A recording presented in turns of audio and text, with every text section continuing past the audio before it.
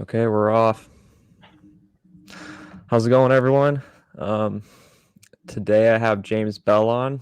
He is been an awesome mentor of mine for the past 2 years. He's led the men's group that I've been in, and it's been amazing. He's called me forward in a lot of areas in life that were lacking for sure, and areas in life that I wish I would have got to sooner. But here we are. James, you want to tell the viewers a little bit about yourself? Well, I got into men's work about 6 years ago, basically by accident. We can get into that in a bit. I've been leading men's groups, two men's groups, one in person and one online for the past 3 years. It's been super rewarding. Before that, I was doing emotional release work and coaching with clients to help them understand the gut brain and how it works or doesn't work with their thinking brain. So it helped them with emotional release work through pressure points, deep breathing, sound, and then coaching, so that their gut brain, which sends 10 times more signals up than the brain sends down, the brain's supposed to interpret that, isn't overriding the brain and letting people be reactive, or we're turning off that gut instinct and being so in our thinking brain that we're not feeling. So I help people balance that out so they can be in touch with their feelings and then process them in a healthier way. And then tools around how to navigate life when you're not in that old paradigm of reactivity or complete non-reactivity and just being in the brain. Right. Yeah. Right. So that was really, I stumbled upon that as well. It just kind of grew from a physical practice that I was helping people with. And that seems to be the way I find things is I go explore a bit and then it evolves into, the next evolution of my life. So, Yeah, and you've also said, I remember you telling me that you've been starting bringing in men and women's circles together to do work together and heal wounds as well. yeah, I really feel like in all of society, there's this wound and we have to pick a side. And there's a left and right war. There's a men-women's war. There's a, you know, either idolize someone or you cut them down and everything they say is invalid. There's a lack of dialogue. And right now it feels like there's such a separation between men and women that women almost need to do their work solo and with other women. Men need to do their work solo and with other men, and find a balance and a polarity again, and then do the work together, Yeah. because that's where the biggest growth edge is. So this summer we did a workshop on like what judgments men and women have about one another, and then really working on boundaries around communication, finding your strong yeses and nos, and then exploring together a bit of playful energy in a playful way. And I really find that building that trust between men and women to come together again, and understanding that we're humans going through a human experience, and that we are different. We are, and that's what makes us Beautiful. beautiful, Yeah. is the fact that we're different. We're not the Right. same. We're not necessarily equal. How can you be equal when you're very different? We're all humans, but we're Right. very different, Very right? different. Yeah. So part of it's embracing that difference and then working with that. Hmm. Part of it's looking at, am I stronger in like the masculine or the feminine, or do I have balance between both? Do I choose to at some point be more in my masculine or more in my feminine, depending if I'm going out in a job space where I need to get shit done, or if I'm in a place where I'm supporting my partner and I need to be in a softer, more feminine spot. And a lot of people don't have that control. They don't have the choice. They're stuck in too masculine or too Right. feminine, whatever that Programming program is. Yeah, currently for in. sure. So yeah, Yeah. so I think that work of men and women coming together is really important, and I think it's really important to first have, or in tandem at least, be doing the work with, all men or all women. Mm. Yeah. And then those groups aren't about therapy. Right. They're not there to therapize you. They're there to Yeah. bring stuff up, guide you and support you through that process, provide some emotional support, and then provide some accountability. Right. And if something bigger is coming up, it's a problem with addiction or um, mental instability or deeper issues that you're having, then go get therapy as well, right? Right. Because nothing will compare to that one-on-one therapy with a good therapist or a good practitioner. Right. And they're also not just like yes men either. They're there to keep you in integrity and to hold you accountable, even if you're just looking for yes men. And that's not what these circles are for either. Well, in the brotherhood, we have the statement, "I've got your back," right? And Mm. we discussed this Right. recently. Yep. And "I got your back" is not about I'm a yes man. It's about Hmm. I have your best interests at heart. Right.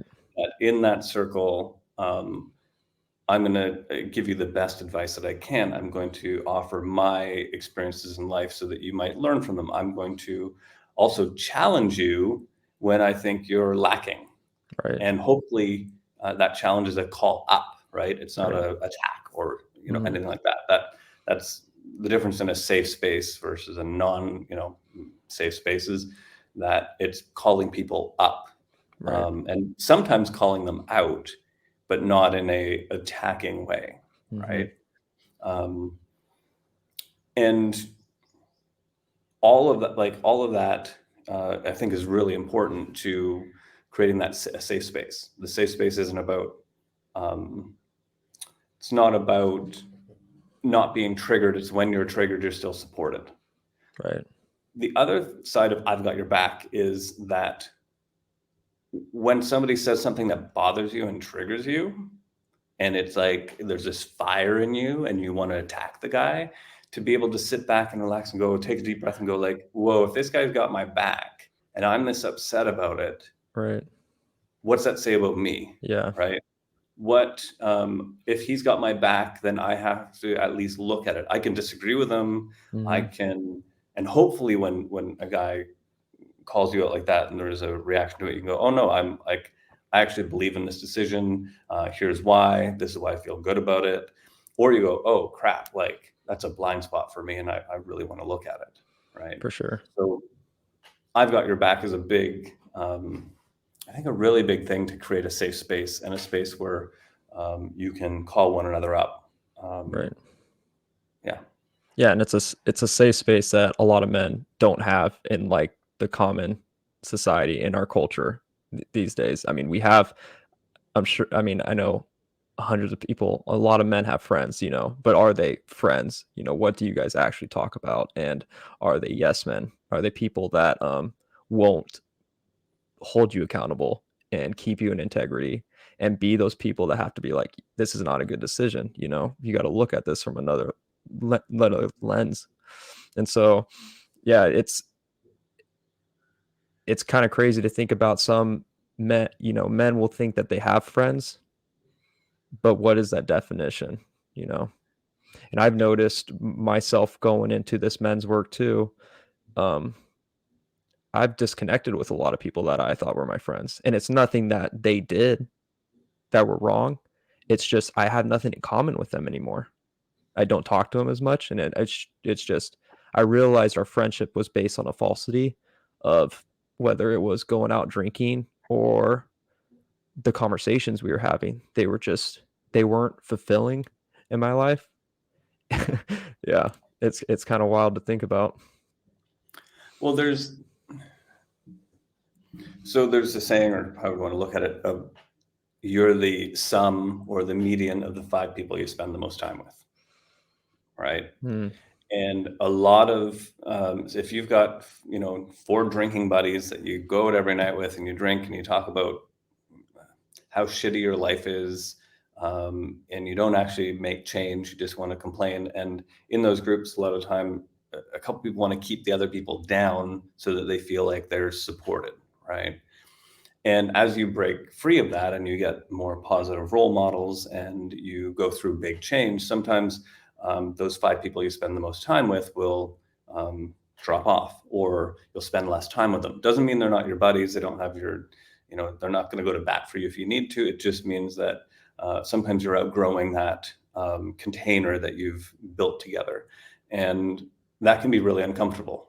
And a lot of people have a hard time breaking free of that because it's been such a support system. They figure they owe these guys. Right. And they actually, that's a lack of self-love, because at some point, if you're feeling the need to move out of that, Mm-hmm. then self-love is telling you that you need to spend a bit of less time around them and a bit more time either internally or with a men's group or doing the work for you. And then you might find that all of a sudden you don't want to spend time with them. Now, sometimes you start doing the work and you go hang out with the guys and you share what's going on with them. And one or all of them will be lifted up by that as well. For sure. And you might have a group of guys that are all stuck. And by you doing the work, all of a sudden, all of you get lifted up. You start challenging one another. And, maybe one or two kind of get left behind a little bit, but maybe you go to the gym a bit more instead of the bar to drink. Maybe you go to I don't know, Tony Robbins live event together and like elevate and start, doing a business together, whatever it is. So, but that's really important to realize that the 5 people you spend the most time with are going to have the biggest influence on you. So who are you spending that time around? Right.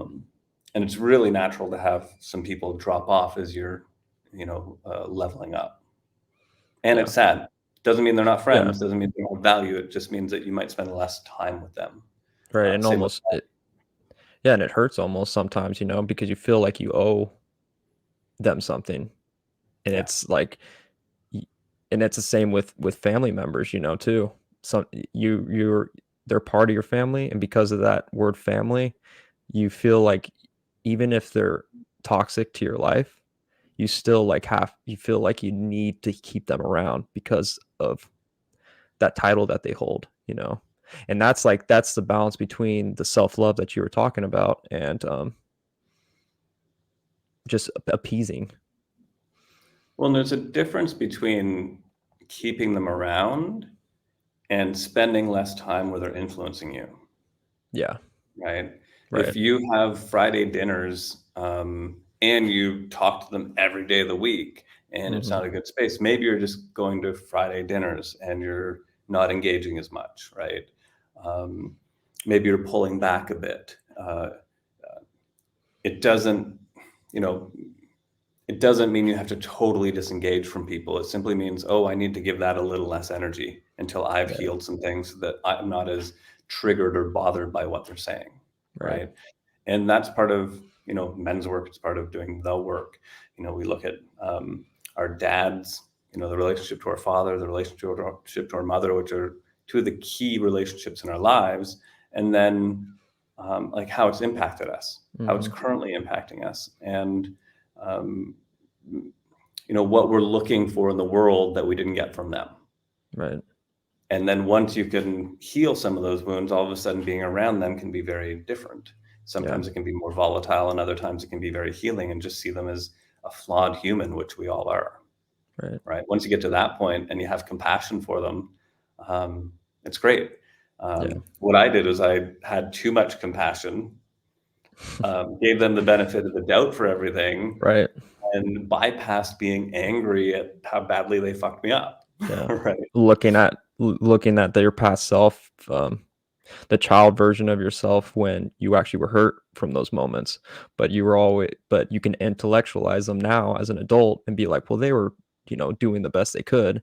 They were being Yeah. parents, but in reality, you at a younger self, all you feel is those raw emotions. And so that's all that's there. And so by giving them that pass, it's almost negating yourself and allowing yourself to almost feel those raw emotions that were so true at the moment. Yeah. And I mean, this can get into some of the deeper things of the psychology of it, Right. where, for me, my needs were never met. So I had to look externally and had to turn off actually realizing that I had needs to take care of everybody else. Right. Mm. So my natural thing was to bypass and to take care of everyone else and not me. So I had to get to a point where I had self-love. Then I go, oh, I've got to be like, I'm now realizing I've been really angry at my parents for not being able to show up. I'm going to work through that. And then I can go back to compassion and self-love. Mm. Other people are in that angry stage, and Right. hopefully they can get to a side of like, well, they did the best they could given their circumstances. Um, and they can heal some of that anger and go, recognize that, they did the best they could with the tools they had. I'm building more tools, and maybe they won't be able to step up to where I'd like them to be. Yeah. That Maybe, and that's a compassion, right? right. And that also has to come after the healing that you do on yourself, where you, like you said, have to take that step away, you know? Well, it can come in tandem, but it's Mm. much more difficult, and Yeah. but sometimes necessary to do it hand in hand, right? Right. But Yeah, that step away, sometimes. a little bit of distance, a little more distance can Right. sometimes help that process, right? Yeah. Yeah. Yeah. Well, let's get into how you got into men's work. It's actually a funny story because I have no idea. I didn't think I Perfect. It's needed over. We're gonna be this. done with this. We're gonna be done with this talk.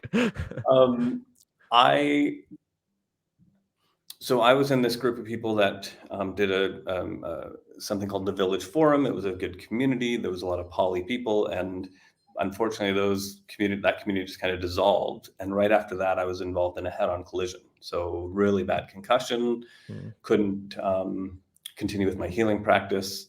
Was really lost and didn't feel like I was supported. And somewhere along the way, I went to an open house and then a meeting, and then joined a squad.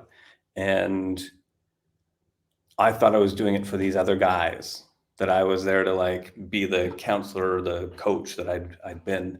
And it was probably about 6 months in where Ben Goreski, who's a man that we're challenging to step up in his masculinity and his, job. And like, they were just grilling him. And then I'm like, me too. And Ben just looked at me and said, dude, you were involved in a head-on collision. You have a serious concussion. You don't need to push harder. You need to soften into your feminine Mm. energy and like heal. And in that moment, I realized that this wasn't some rah men's group bro Right. thing, that these guys actually saw me for me. Yeah. In my healing, like that was 6 months in, and that's when the healing kind of started. Then about a year later, I was going to take a break from the brotherhood, right? And I was going to lean out instead of leaning in. And in the last moment, I chose to lean in. And I shared with the guys, I'm like, when I was 17, my 3 best friends jumped me, stole Mm. $2,000 from me, and tried to beat me up. And I haven't trusted men since. And that was at like 45 years old, 44 years old, that I had that Wow. realization.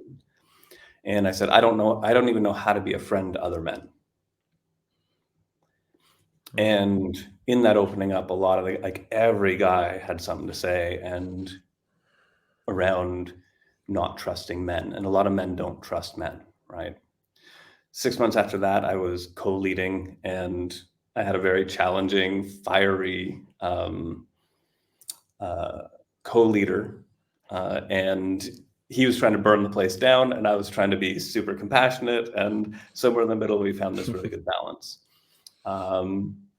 Then I left Vancouver, went to the Sunshine Coast, and I was missing this thing, and I was called up to lead a squad. We did an open house and started this new group. And it was really interesting to see the soft part of me lean into this other guy that was too fiery and like channel his energy. This guy, Joel, he's just a powerhouse and a little too volatile. But I would challenge that energy, and it helped me balance passion and compassion, right? Not in a mean way, but showing men more fire. Right. And that really was kind of the next evolution in men's work for me, is really stepping into that role. So what I tell guys when they're coming into men's work is, you're going to be pushed, you're going to be uncomfortable. commit to 3 months, 6 months, a year of it, so that one, it helps the container feel like you've got their back. And it also means that when you are challenged or pushed, that you will stick in it, because that's where the growth happens. Right. When you feel like you're superior to the group and, oh, I'm so much better, because a lot of us have that happening. Share that with the group. Be like, the group isn't stepping up. We're not being accountable. We're not, uh, we're just whining instead of doing something about it. Like, step into what your complaint is and bring that fire to the group, so the whole group can elevate, right? Instead of just running away. And on the flip side of it, it's like, oh, I feel like I'm bringing the group down. Bring that to the group, right? Because a lot of guys have an inferiority, or like a lone wolf. I got to do this on my own. So bring that to the group and be like, I'm uncomfortable sharing this, but I feel like I'm weak, or I feel like I'm not achieving in my life what you guys are, and I feel like I'm bringing the group down. And in that vulnerability, there's usually a lot of growth, healing, and the guys will call you up and support you in that. If it's a decent group. So for me, I kind of stumbled upon the men's work, and then had these really huge growth moments um, over time. And it was usually when I was the most uncomfortable and didn't want to share, and didn't want to, just wanted to keep hiding that vulnerable side of Right. me, that all of a sudden that I leaned into the group, and that's where the big growth happened. Yeah. And I mean, I love how you said, what really pushed you was when Ben spoke out and was like, no, what you need is to just set with what is, and we've got you. And where that took you, it was almost like a thing that you haven't heard before, where you were just, you, it was like a softness that you weren't used to. Yeah, in men. Right. Yeah. In women, I'd No, yeah. heard it. And Hmm. in men, it was always be harder, be tougher, push harder, Right. rah, rah, rah, we're men. And that's what I thought men's work was going to be. Yeah. Right. And I was trying to bring this compassionate, soft side Right. from the healer.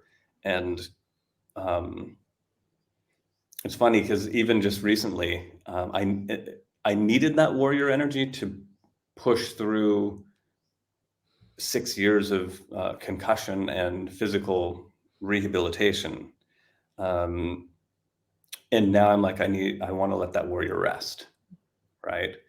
I wish I'd had more balance at the time, and been able to have more compassion for myself, because that's what I gave everybody else, and it's what I really needed. Right. And I wasn't able to, yet I was felt supported by these men that are like, slow down, dude. Like, keep slowing down. Like, stop pushing. You don't need to do anything different right now. Even though I was in survival mode, and they were just like, we understand. So, um, yeah, that to me is like, when a new guy comes into men's work, I do my best to ask curious questions and get curious about the man and where he's coming from, and so that once we build that layer of understanding, support, know the guy, then we can challenge him and lift him up. Right? We can see what's actually needed, um, and that just takes time. Yeah. Right? Time and patience. Right. Um, Seeing how the guy is going to show up.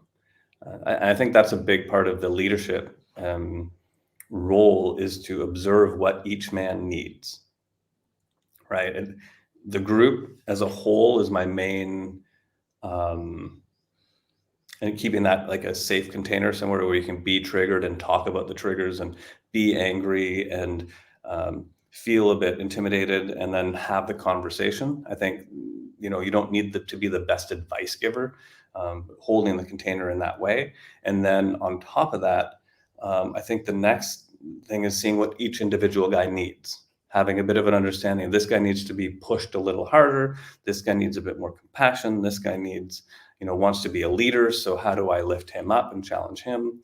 Um, and looking at the group as a whole, and have the ability to look at each individual and where they're at on their journey. Yeah. Right.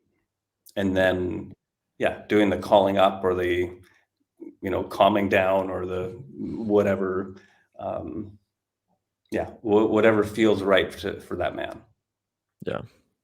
Yeah, and it's funny too how you mentioned that, you know, a lot of times like you want to see men give that 6 month to a year uh dedication to the group to show that you have their back and that they actually can get the time in for the work. And I know in my experience with our group, there's been men that come and go, you know, and uh, I've noticed even in myself that I wanted to leave the group at points, you know, and it's when I actually dug into that pain and faced it is when and then leaned into the group of men that had my back is when I've experienced the most growth personally. But it's crazy because when you look at it, it's never like when I'm thinking about leaving the group, it's always I'm like I'm not getting enough from the group. They're not being this for me, or they need to do this more for me. When in reality, like it's the stuff I wasn't given to you guys. It wasn't given to the group. I was never giving my full heart to it. I was closed off at portions, and when I opened up fully to it is when the most healing happened for me.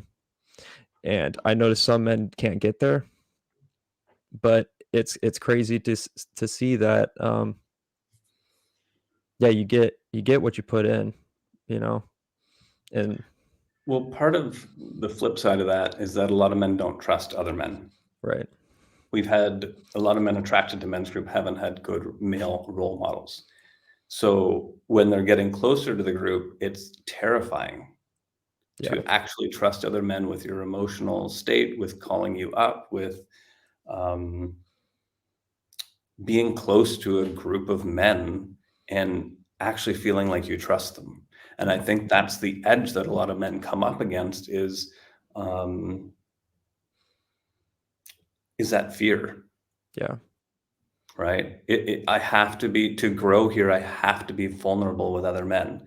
Um, we're not used to that with other men, our beer drinking buddies, or a lot of men don't even have a lot of men apparently in their 30s and above have less than three friends, Right. male friends that they actually trust. A lot of them have one, and a lot of them only have their girlfriend because they don't trust other men, right? So that to me is one of the biggest things that we come up against is that fear of trust, of being vulnerable, of um, and that's where resilience comes in. And I think a lot of people are missing that these days. It's like, I want a safe space. And safe space means I'll never be triggered, versus to me, a safe space is a place where you're going to be triggered and there's accountability to talking about it and working through it, right? To build resilience, to look at those sides of you that want to lash out. Right. It's that whole junkyard dog thing, right? Like we've got this anger inside of us. I don't care how compassionate or anything you are. There's still the emotion of anger, and if it's suppressed too long, which a lot of men it has been, then when it comes out and wants to lash out, we don't have control over it. Right. And it's sometimes not even the areas and we're actually frustrated about. Yeah, right. So part of this is doing getting to a trusting enough space that you can do the shadow work, so you can get in touch with that anger side of you, and then be able to vocalize it in a safe environment, work through some of it, and not allow it to control you to become reactive. Right. And you can Right. and in hindsight, that shadow part is not controlling you. You're actually controlling it and you're utilizing it to Yeah. to h- to better your life, It's not a If you're it's not a you're not you're recognizing the programs and the subconscious areas that your shadow has grown in, and you're being able to take that and be like, I see you there and I know why you're there, but you know, we can do it this way now. yeah, if you don't look at your shadow self or those aspects of you, it's going to continue to control you. either by Yeah. being turned off completely or by lashing out when you don't want to, right? Right.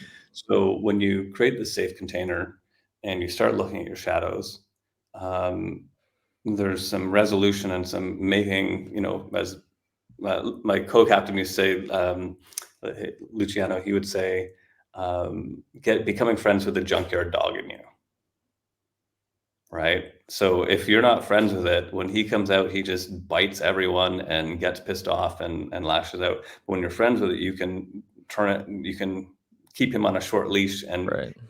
like use that energy in a focused way, Hmm. right? You can be upset, realize that the emotion itself isn't positive or negative, right? It's simply an emotion that tells you something is out of alignment, and then use that anger to propel you forward in a positive way, or to stand up for someone, or to push back at something you don't believe in, um, and to channel that energy Yeah. versus judging it. Yeah. No, that's, I mean, that's like that's spot on. It's it's tough though too because you know, men don't even have that outlet to begin with. They don't know what it looks like. They don't know what it feels like. They didn't know there was such things as men's work. They didn't know men can actually be compassionate for one another, and show them a soft side. And most of the times, like you said, that soft side is, you see that in women and you get it from your partner, but well, I would hope you get it from your partner, but um, getting it from men, it brings up a whole new area. And I've noticed even in myself that there's some things that just mean more to me and how I can open up with my men's group versus how I can open up with my partner. And it's not saying that I say different things to them. I tell my partner what I tell you guys, but how I feel from telling you guys and from receiving it is completely different from how I feel and receive it from the feminine. And so it's it's hard to say because some men will be like, "Why I can be vulnerable or I can open up to," but they don't realize that that feminine part has a place for that vulnerability, but so does that masculine, and it's super important for men to be able to be heard in that masculine as well. Yeah, and I don't think a lot of men these days have that experience with other men, Yeah. or it's confused, right? We've been taught that women want us to be emotional, and then a lot of men tell me they are emotional with their partner, and then it depolarizes the relationship because they now are Mhm. mothering them, or they're told not like that, Right. right? And what happens is if a woman's actually trying to hold that man and help him work through his emotions, then she gets like the mothering role of teaching that man how to deal with his emotions, and the polarity just goes out the window, Right. right? She sees him as more of a child than a man. Yeah. So a lot of men's work for me is bringing those bigger emotions to the group, working through them with other men, being vulnerable, sharing, um, working through it, and then kind of bringing back like, hey, this is the experience I had with Mhm. your partner. I've worked through the anger or the sadness or whatever it Right. is, so that you can hold that container in the relationship. And I think it's really important in the beginning of a relationship not to share too much of your bigger emotional life as far as like this like sadness and everything, but to be that rock in the container and the where the feminine can feel safe, Right. right? And as you build trust, then open up more 3 months down the road, 6 months down the road. That doesn't mean like don't be emotional or don't be vulnerable or all these other things. It's just um, there's a balance in Right. there. It doesn't mean that if you're a parent or loved one passes away that you can't cry on her shoulder or lean in. It just means, um, find other ways to be able to report back that you're um, insecure or frustrated, or and actually work through a lot of the emotions on your own. Mm. And then as the relationship gets deeper, you can get more and more vulnerable, right? Right. And some people might be like, that's playing games, or it's thinking it too much, like through too much, or it shouldn't be like that. But the reality is, men and women are different, right? We're not equal.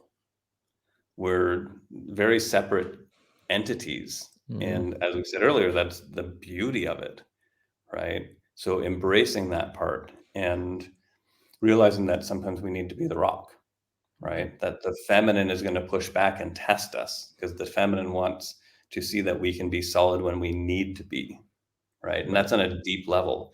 And I think we forget that we're human first with these generations and thousands of years of being a certain way, and now we have the time and space to question these things, and the questioning is really good, but we're forgetting that in that intellectual side, we're forgetting that we're still these emotional beings that are still driven by impulses and hormones and chemistry. And you need to be, or if you want a really polarized connection that's, sexual and juicy, um, it's got to be heart and mind connected, not, hey, this is the way it should look. Yeah. um, but feel into the relationship, and um, find where your polarity needs to be, Yeah. right? Find out where it's polarized in a good way. And that might mean that, one partner is a bit more, man or woman is more of the homebody and takes care of things at home. The other one's, more go-getter. Um, if there's too much commonality, it just, It's it, just fizzles. There's nothing there. Yeah. The yeah, polarity is needed. And it's not to say that the men can't lean into the feminine, and it's encouraged. But when that happens, I hope that in your relationship, and it almost happens naturally. It can happen even in an even not in a conscious relationship. In a relationship that that polarity happens naturally. When a man leads into that feminine, that feminine will then jump into the masculine and hold that space for the man to flow and to work through those emotions. yeah. And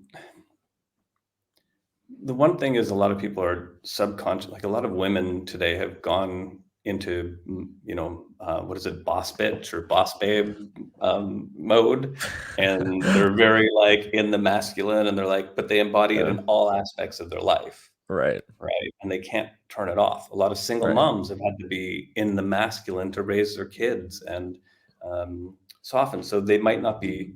It might not be a choice that they're in that masculine energy. Right. uh, it's like, I need that, but they're not able to turn it off. Mhm. And sometimes that can work. Sometimes women's in our masculine energy, the man is more in his feminine, and somewhere in there, like, there's a beautiful balance, and that's great. Right. However, a lot of women, from what I've seen, want to be able to drop in the feminine, but they need a man really strongly in his masculine energy in order to feel safe enough that they can let that guard down, Yeah. right? So what does that look like as a man? Right? It means being a man in his integrity. It means not being emotional and reactive, but instead being able to go, whoa, that hurt. Um, it's bringing up some stuff in me, and I want to be able to communicate that to you. It means being really Right. conscious of your emotions. Um, it means being able to soften when you need to and be hard when you need to. It means having accountability and being true to your word. It means being reliable and consistent, so that that feminine energy can then come in and just soften and ease. Um, and to me, that's a lot of men's work, is finding that balance between, we've got the 14-point code in the brotherhood, Right. balancing passion and compassion. Mhm. Find your true calling, whatever that happens to be in the moment. um, make your word good, right? Train your body, be in your body, have that discipline of because that translates into so many other aspects of your life, right? So to me, this whole idea of toxic masculinity is, I call bullshit. I mean, there is some toxic masculinity, but not all traits and men are toxic. Masculinity isn't toxic, Right. right? Um, so how do we step into that masculinity in a really positive way? How do we embody it? How do we um, step up in our lives, Yeah. right? Yeah. Yeah. And like, and touching on that, I mean, we talked a little bit today, but Jordan Peterson's like a big advocate on masculine traits and how it's okay to be a man essentially. And I think in today's society, a, a lot of men get a lot of stick for just being what they're supposed to be, and that is that strong presence. And then with your toxic trait, there is toxic behaviors, but being a man isn't toxic, and trying to show up in life isn't. You're not doing these things out of like hatred, and a lot of times men don't know better, because of the environment that they grew up in. A lot of the times areas in their life that they fail, whether it's a relationship or being a father or being a friend or a good brother or son, these areas in life, they're they're almost shadowed over how you were developed as a kid. You don't know better because of the upbringing. And I'm not trying to say this as an excuse, but it's almost to help people realize that we're all human, and it's not it's not so black and white, essentially, as being a toxic or being too testosterone driven. I think the toxic part comes out when it's like lashing out, or it's oppressive, or it's I think it's overused, right? Yeah. And a lot of men have been raised by single mothers, um, broke, but all of us, like a lot of us have been raised by broken families. Um, Parents that when the industrial age happened, both parents went to work and were raised by daycares and schools. And then the Mhm. parents are exhausted when they come home from work and they don't have the energy to put into their children. We don't have rituals of men growing up, like puberty, or um, rites of passage into manhood, or we've done that with graduating school and making an event, but it's not like specific to men as you're becoming a man, or as a woman you're becoming a woman. It's just, oh, you had your period, here's a tampon. Like, Right. I don't know enough about women to say that's what it is, but it's not like the community of women coming together and celebrating this like Right. rite of passage into womanhood, right? So we're missing a lot of that cultural support, and we're becoming so individualized, Mhm. right? If all you've had is, so I grew up in a military family, right? I had a angry military father that wasn't around a lot. So half the time I was raised by my mom being essentially a single mother in a new city that we just moved to, and I didn't have him as a strong role model. And when he came back, he's been gone on course for 6 months. We've established his life, and he didn't know how to fit in as a father or a part of the family, and didn't know how to discipline, didn't know how to like step in, right? So I wasn't raised with a real strong role model as a man that was a big influence, and we Right. moved so much that I didn't have like a teacher or a mentor or somebody that came along. Like, had a couple on the way, but I was set adrift. So I didn't know how to be a man. I took it from women that were saying we want emotional men, Yeah. right? We want men to show their emotions, and I was like that. And then people were like, "Oh, are you gay?" So from like I don't know, 16 to whatever it was, mid 20s, it was like women were like, a lot of people were like, are you gay? And I'm like, no. So then I learned to drink, become more aggressive, and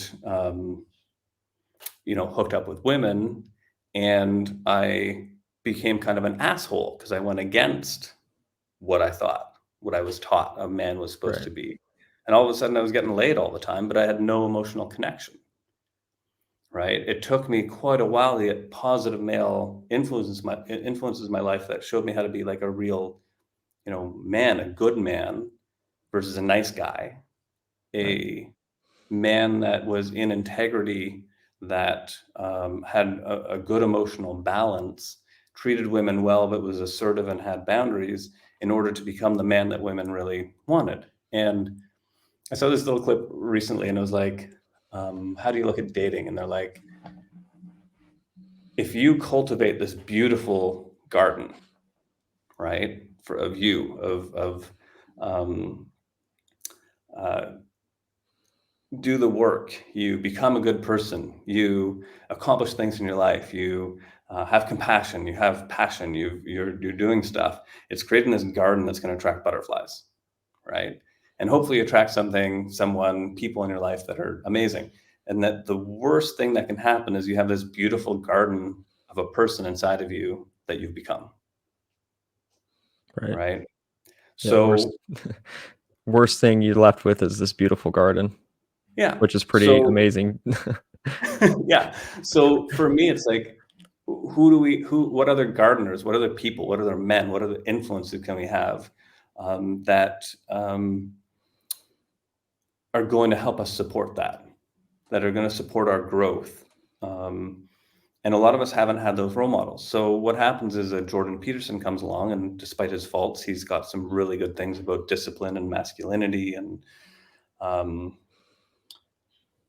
the whole idea of to go back to the gardener, it's better to be like a warrior in a garden than a gardener on the field of battle, Right. right? Um, and which of these influences are going to be there for us to be the role models now that we didn't have as kids, Yeah.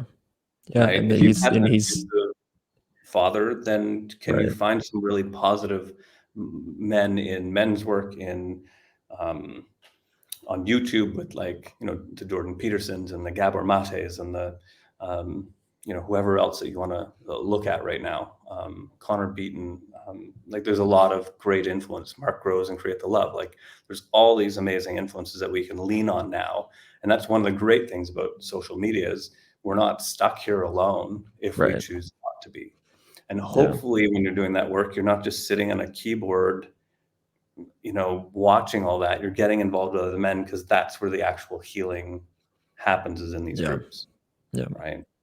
But I really think that the lack of like ceremonial Mm, coming into manhood and these ceremonies, and lack of community for a lot of men, and the lack of really good role models um, i- is harmful to our society. definitely. And that's where men's work really comes in. Right. It's the it's that lack of the father archetype that a lot of people don't realize they seek but need. Um, Even if you had a present father, was he really present and actually showed you what a true man should be like? Well, I've told a bunch of clients in the past, I'm like, you're going to screw your kids up in your own special way, right? You're Yeah. going to overcompensate or undercompensate for something Mhm. your parents did. So each parent's flawed in their own way, even though they're doing the best job they can, right? Yeah. So um, even if you've had a great role model, a great father, there's going to be other men that will bring something different to you. Maybe he was very compassionate and passionate, but he was a horrible business person, horrible with money. Maybe he was great with money, but had no compassion and understanding for you and didn't know how to connect. Maybe, whatever the case is, and sometimes we idolize our parent, whether they're good or bad, and then can't look at their flaws, and then can't look at other ways that we can improve, because we put them in this pedestal, whatever that looks like. Right. So can you can you humanize your parent and then Mhm. go find other ways where they might have been lacking to improve your life? Doesn't Right. mean you don't love them as much, doesn't mean they didn't bring amazing things to your life. It's simply like, how can I bring other male influences in my life to level up for Yeah. me to be a better version of me, a better version of what my parents and grandparents taught me. Yeah. Yeah, and it's not even just the pedestal that you're talking about, they can be down below, and you can be trying to do a pendulum swing where you're not gonna be anything like your parent, and then you're missing the point there too. Even if you had a horrible parent and they lacked in these areas, then you're gonna overcompensate in these areas and still Yeah, not they bring the in. parent, like, worked way too much, so now you're gonna be, like, there for your family, but then you have no drive and ambition and, like, that's hurting you in a different way. Um, yeah, like, having a realistic idea of that parent and what good they brought to your life, even if you can't see it through the mud, but, like, there's always some good, there's always something that you learned from them and built. Um Yeah, and then finding other influences to fill the gaps, whether it's like a small gap or like a huge gaping hole. Right. Finding ways to get those needs met. Yeah. And that's brings us full circle to why we are in men's work. It's it's getting to that point of being able to bring yourself to that highest level that you are capable of. And it's fucking hard and it's challenging, but it's worth it because the lens, the new clarity that you have in life and that how you can show up in life is it's unmatched. And it gets shown in every aspect of your life. Whoever's involved, you're showing up as that better portion of yourself, that self that is recognizable of the shadow of that hurt side, but not letting it control you. And you're using that side and recognizing it and not letting programs or wounds dictate how you should interact with people, how you shouldn't interact with people, how you can be insanely vulnerable with people and open up with other men, with other women. It doesn't matter that it's essentially like just a better life. And um yeah, that vulnerable spot is so missed. For growth to happen, it's going to be uncomfortable. And you're more than likely going to have to be vulnerable on some degree and take some Mhm. risks. And I think we've forgotten to build resilience around that uncomfortable, right? It's like, oh, I'm a little uncomfortable. I got to lean in. And we don't want to be uncomfortable. We don't want to build resilience because we want the easy button, right? The whole idea that, you know, Smack it. um, or hard times create hard men create easy times create Soft man. soft men create hard times, and Right. that cycle, right? Um, and I just feel like we're in this really interesting space in where we have this really soft time in the Western culture. Right. And I feel like building up some resilience in life is really important. It's really key to men's work. Um, and you need to be challenged. You need to be uncomfortable in order to build that. And going back to programming, do you choose the comfortable uncomfortable? Like in your life Mm. right now, there's some things that are like uncomfortable, but you're putting up with them because you're used Right. to them. Yeah. Whether it's a bad relationship, a crappy job, um, Career's a big one for men for sure. Yeah. right? Like you're putting up with this, but it's comfortable, like you have a Yeah. comfortable life. Or do you want to choose a new uncomfortable that's going to push your limits and help you grow? Are you Yeah. going to go to the programming of that comfortable uncomfortable, or are you going to go into this uncomfortable kind of scary spot where it's new and there's going to be this big growth, Yeah. right? And to do that, you're going to need some support, right? All of us need support. As strong as we are, it feels so much better to have like someone else you can celebrate your wins with, not just a partner, but like Right. there's something about that group of men to come back and go, guys, like you called me out on this thing, or I wanted to make the change. You gave me some accountability. I've done it. I'm leveling up. We've seen it with a couple guys in our group where they're just like, you're just so Yeah. happy and proud for them. And they're like, I've been talking about this for a year and I'm finally doing something about it. Like, And as you said, that there's a different kind of energy you get from your partner than a group of men that actually really see you. Um, and it's just a beautiful thing. You've Yeah. seen me close to tears a few times in Oh the yeah. group, and I'm definitely not a crier. Like, Oh, you've seen me bawling a couple times. But and I couldn't imagine doing that, crying alone. Like, I promised myself when I was 12 that I would never cry again. right. And I joked for a long time that I cry every 7 years because it's healthy. And over the past, cry when something heavy falls on me. I don't even cry then because my pain tolerance is high. But um, over the past couple of years, I've really softened and been able to not have I had my big 2 hour cry, which is phenomenal for me. Yeah.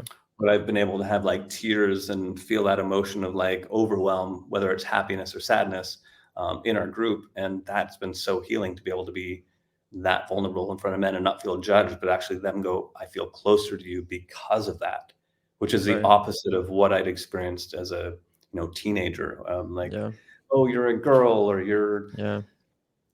like, what's wrong with you, or Right. you You're a know, pussy. yeah. Just being like, I mean, that was like the biggest thing. I feel like, and the crazy part is too, when you're being able to open up in that vulnerable spot, it invites other men to meet you there a lot of times. And I'm not saying like every time, you're still get cut down, but being able to be raw and open. And I'm not saying in men's work. I'm just saying in general out in society. Like if you're open and vulnerable, that's the scary part because there's a part of you that could be cut down at that moment when you're showing that raw emotion of yourself.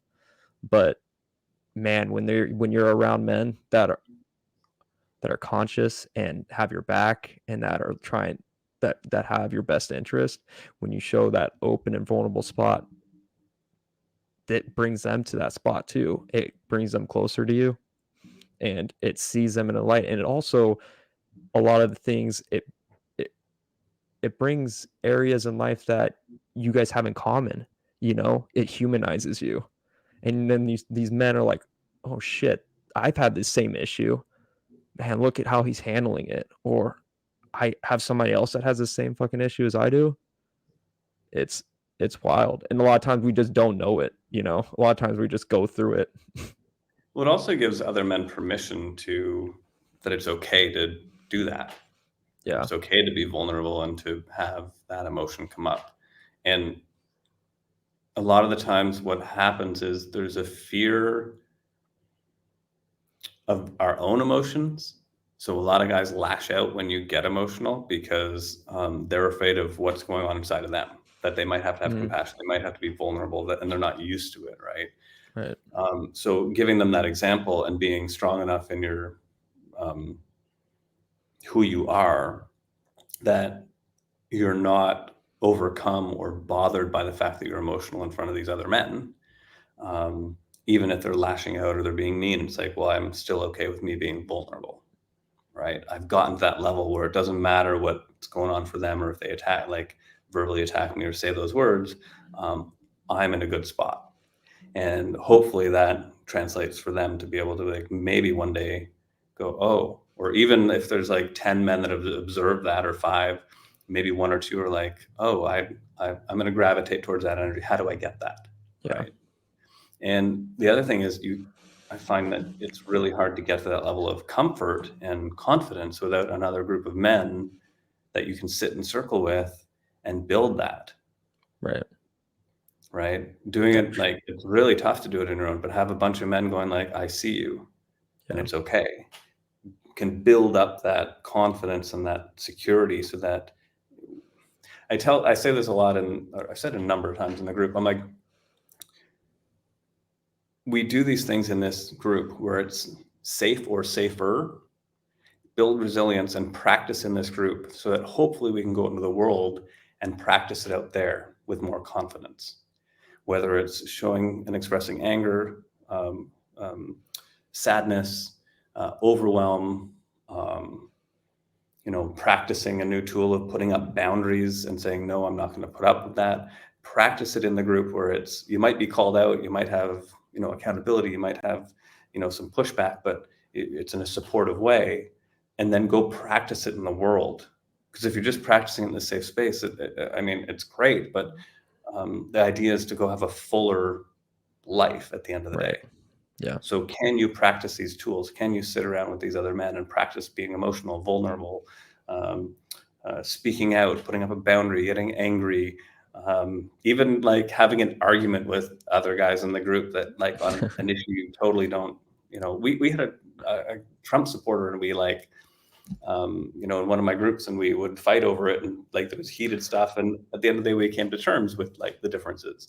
When COVID happened and we had in-person men that are vaccinated, unvaccinated, right? I like, let's have a conversation. And there was like back and forth, and I'm judging you because, and all this stuff. And then at the end of the day, like a lot of the guys, actually everyone went, that wouldn't be the choice that I made, but I see why you made that choice for you and your Right. family.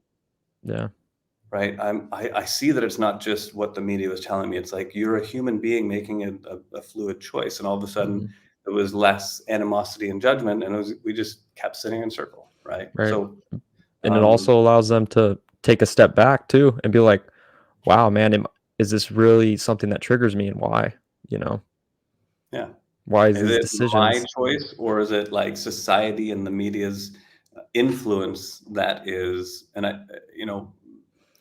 driving my choice and my decision? Like that's one of the things I do in values work is I'm like, okay, like here's your top 10 values, right? You've decided on those.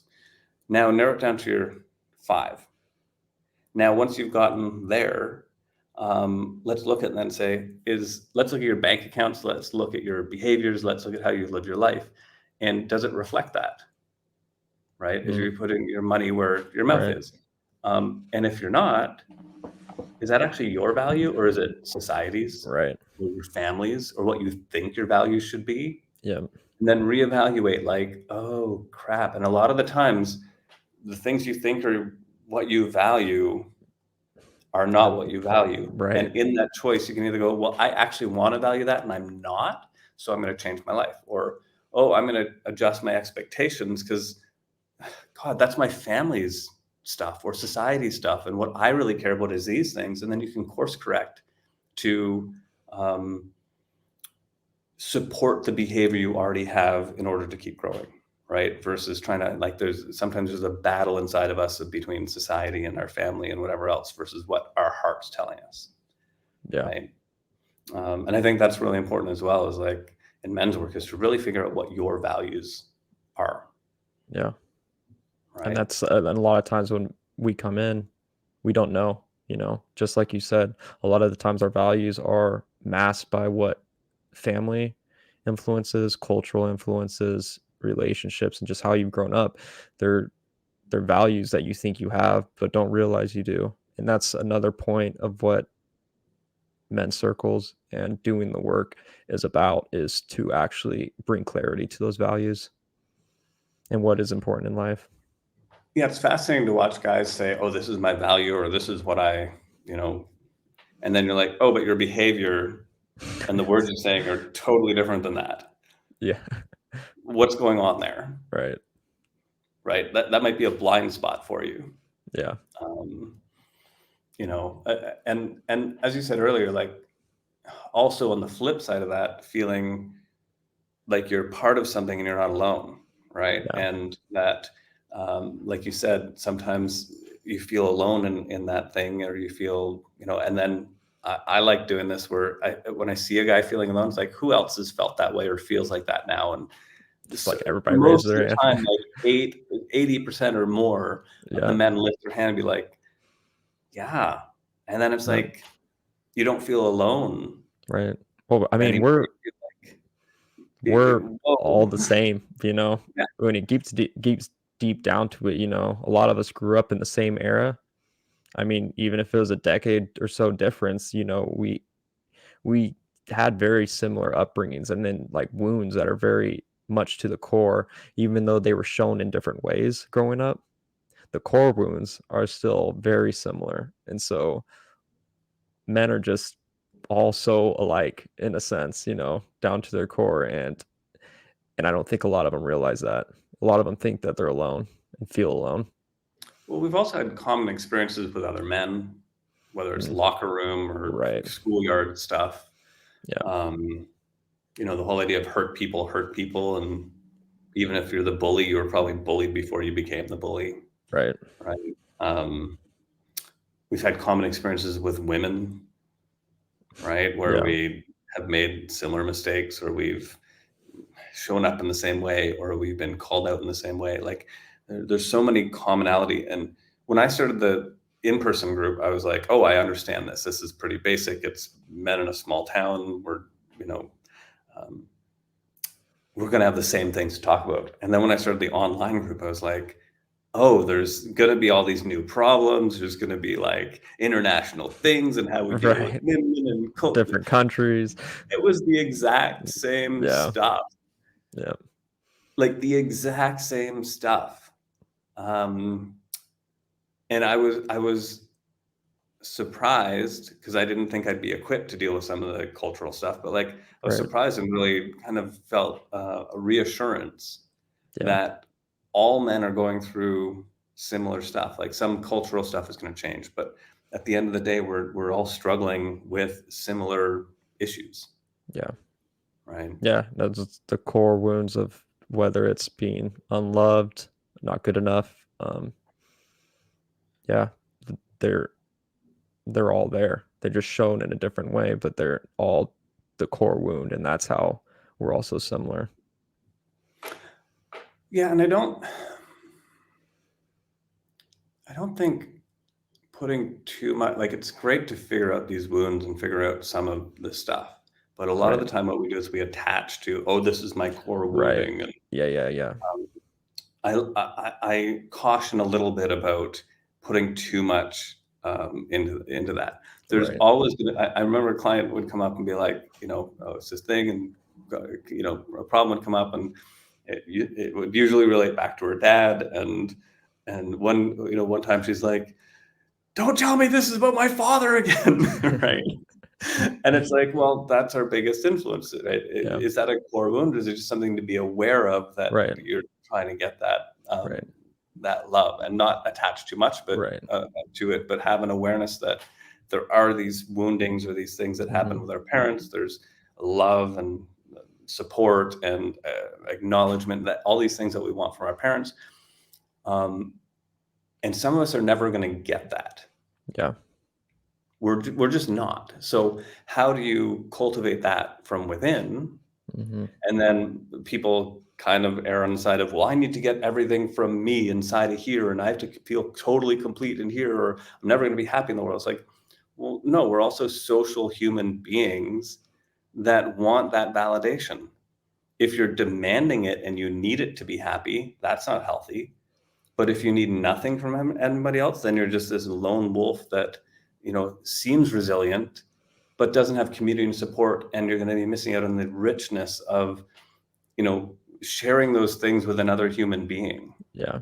sharing that journey. Right. Right. So as much as understanding that there are some, core wounds or things that are going to come up, having a balance of that doesn't have to define me, Right. or doesn't have to, like, I can still find happiness and joy despite Yeah. those things, and I can cultivate in my heart the things that I need. Yeah. Right. Yeah. Yeah. Yeah. That's beautifully said. Well, that was awesome, James. Thanks, Tim. Thanks. Yeah, thanks for this conversation. I'll link your info in the description. Yeah. Um, Yeah, I haven't really been active on Instagram in a couple of years, but I'm getting back there now that my brain is feeling ready to go. So, but there's some good stuff on there. yeah. Awesome. Thanks for listening, guys.